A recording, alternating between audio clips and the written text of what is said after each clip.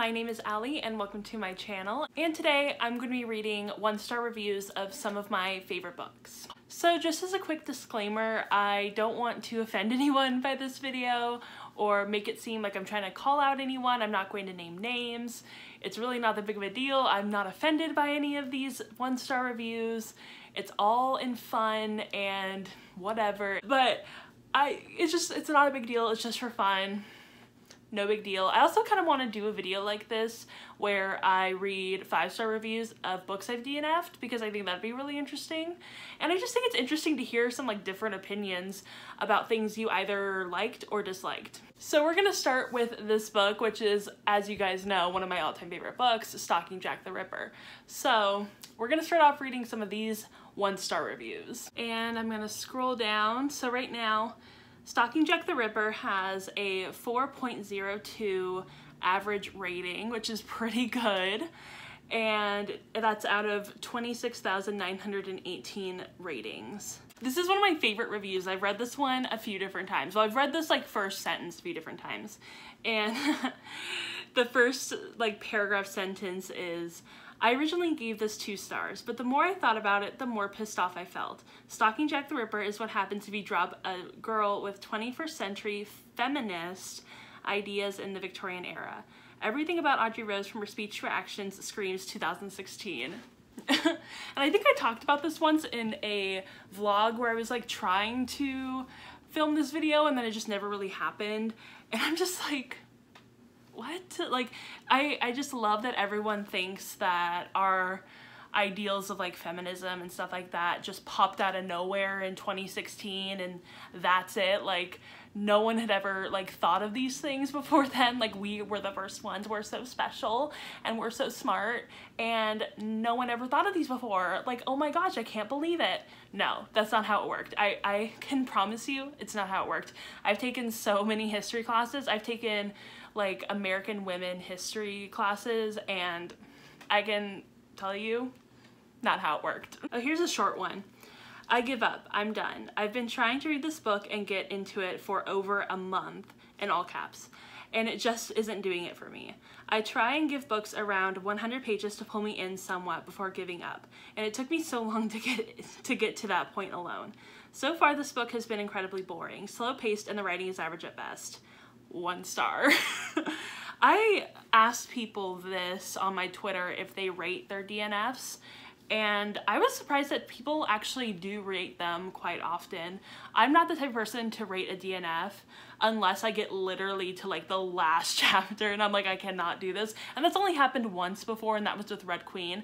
I literally got to the very end of the book and I was just nope, cannot finish it. So that's when I did. I don't even know if I rated it. I just think I put it as finished, I was just I'm done, but I didn't rate it. So I can understand doing oh, I DNF this book, but I'm gonna put it as finished, but I don't understand rating a DNF. I don't know. I just think it's different for everyone, so if you rate your DNFs, that's totally cool. I just don't get it, so I think that's just more of a me problem, but okay. I'm gonna read one more review, see if I can find something. Oh, here's another one. I don't usually rate DNFs, I'm just rating this low because I'm petty, and I don't think it deserves the 4-star average it has. Okay. I guess it's okay that you just came out and said it, and I think that's why a lot of people rate DNFs, is because they hated it so much and they want to see the rating go down. I mean, not a lot of people, I'm sure it's just a small percentage of people, but I'm so shocked that someone actually just went out and was I'm rating this low because I'm mad that it has a high rating. What? That makes no sense to me.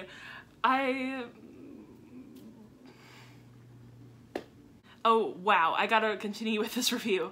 The most exciting moment in this book was when I saw the word ferret, and I thought there were going to be ferrets in this book.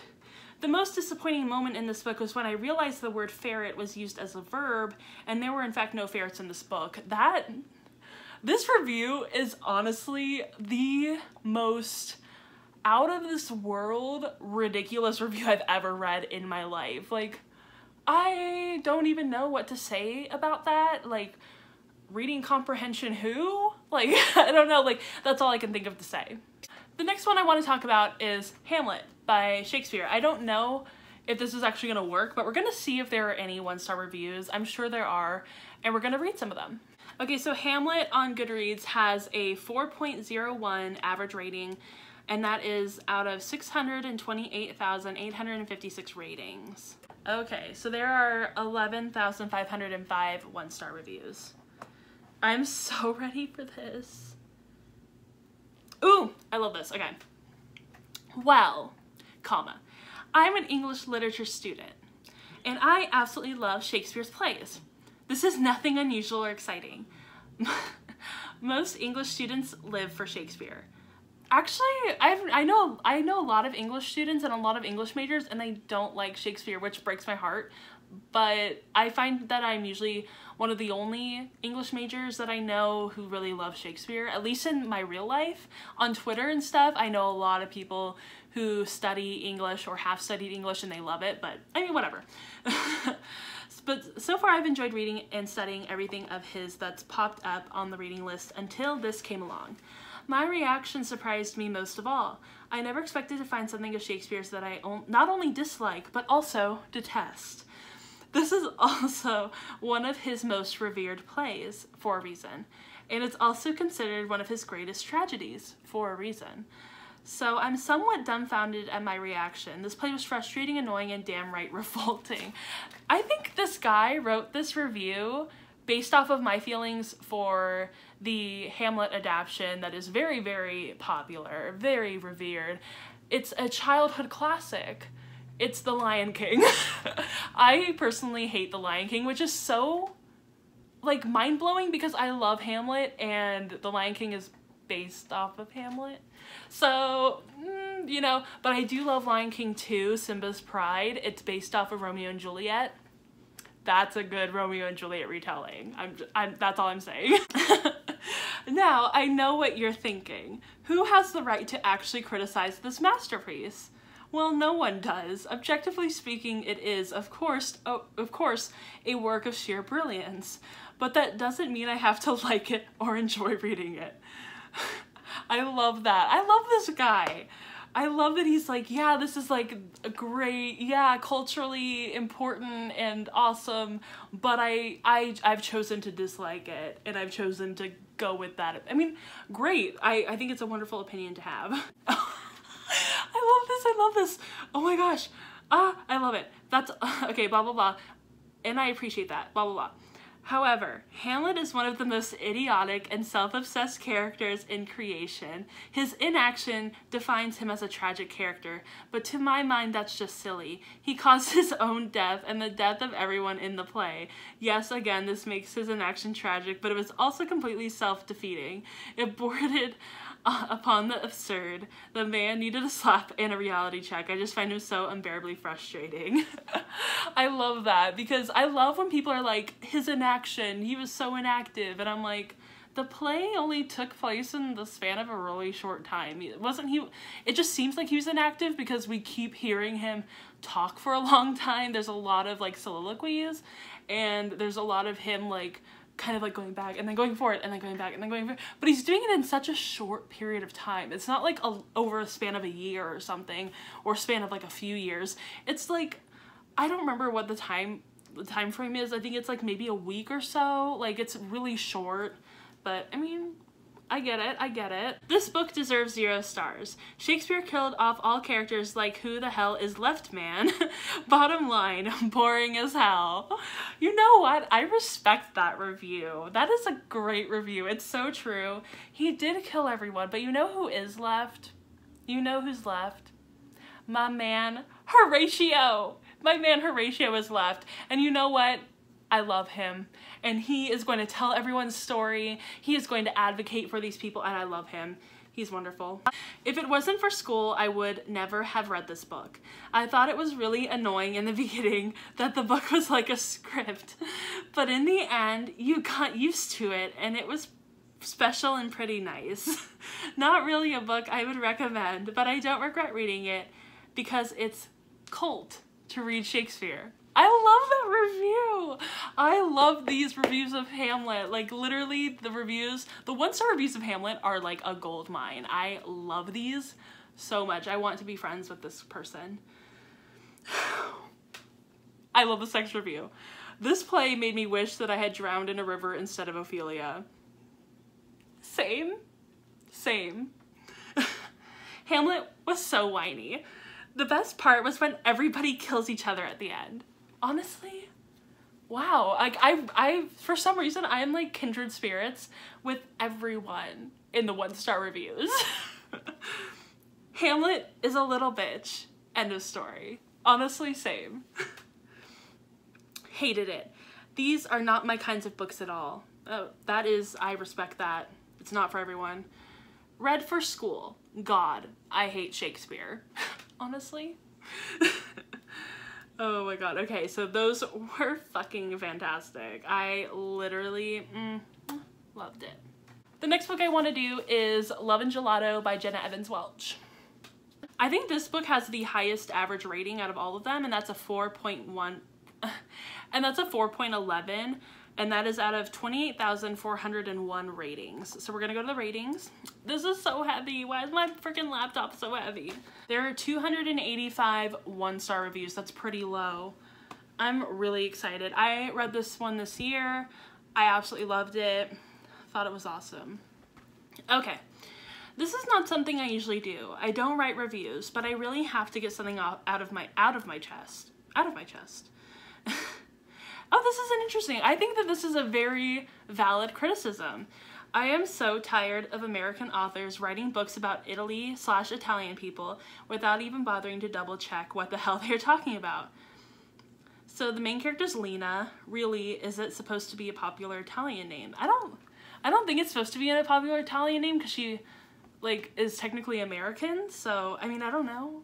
It's Lena. I'm trying to think of, is Lena like a popular American name? I don't know. Anyway, so I think that's really interesting, and I agree with that. Even reading it, it didn't really feel like Italy. It like felt like it kind of, but it was kind of like, you know how Mamma Mia feels kind of like Greece, but you know that it's definitely not anything like Greece. That's kind of the same. That's kind of how I felt with this book, where I'm like, it has like the semi like aroma of Italy, but it's not like if you were actually in Italy. So I think that that's totally valid. I love this first line. Yes, it is possible to feel secondhand embarrassment for a book. Honestly, you know what? That's truly valid. 1.5, I guess. I'm beginning to think that contemporary novels, and why contemporary novels in particular, just aren't for me. Valid. So bad. The cute factor that this thing could have had was destroyed by awful drama, cringy moments, stupid characters, and lazy writing. Okay, fair enough. And then there's another one, another dead, dying parent from cancer book. No thanks. Also valid. A good friend told me to start reading contemporary romantic books. Thank you very much. I just lost a couple of hours of my life, which I'll never get back. Literally, that's me when I read, what's that book that I hated by that one lady? Oh, it's that one book by Celeste Ng that I hated. That's how I felt right there. Definitely not my cup of tea. The only thing this book gave me was a big ice cream craving, and it made me take a trip to the store and buy some delicious gelato. I like the cover though. The only reason I didn't throw the damn thing in the bin, and then there's a frowny face. I love that. Gave up. It's a cute story, but I quit when I realized I was only getting through it half-heartedly. The main character is not very smart, as in she can't figure out the plot very quickly, but otherwise everything comes easy to her. It finally dawns on her at 70% what I knew from the beginning. Just be quiet, Lena. Honestly, valid. I'm gonna read 2 more. I blame To All the Boys I've Loved Before for making me think maybe I should read more cute YA romances, and I blame this book for making me realize I absolutely should not. Valid. DNF. Boring and too silly and ridiculous for me. The barely there plot is not well executed. I can see all the twists coming from miles away, and the characters are unrealistic and unlikable. I couldn't finish Love and Luck either, but heard this one was better, so I gave it a shot. I think this author just isn't for me. Valid. See, these are all pretty valid reviews. I mean, I think the funniest ones were Hamlet ones, but Anna and the French Kiss wannabe. I've read Anna and the French Kiss, and honestly, Love and Gelato is a lot better, but I mean, people have different tastes, right? Tedious characters, wholly predictable plot, and irritating plot devices. I'll pass. I didn't want to read the rest of it because there was a little bit of a spoiler, but yeah, I mean, those were pretty valid. I can't necessarily argue with any of those. Alright, so that ended up being about a 30-minute video that I'm gonna have to now edit. Interesting. Anyway, I hope you all enjoyed this video. I really enjoyed making it and getting to read these reviews. They were so much fun to read. Like, I'm genuinely like, I love this. I want to actually read more Hamlet reviews. I think that might be fun to do next month in my Hamlet sort of thing. So maybe I can do some Hamlet things where I read some reviews and kind of go on Tumblr, because I do follow a few Shakespeare blogs on Tumblr, and I think it'd be fun to go through some of those blogs and look at the posts, and yeah. So if you guys enjoyed this video, go ahead and give it a thumbs up, subscribe to my channel, and comment down below and let me know some of your favorite books, and if I should do that video that I was thinking of doing where I read some 5-star reviews of books I've DNF'd, because I think that would be a lot of fun. So I hope you all enjoyed this video, and I hope you guys have a wonderful rest of your days, nights, whatever, and I will see you in my next video. Bye! Like him, but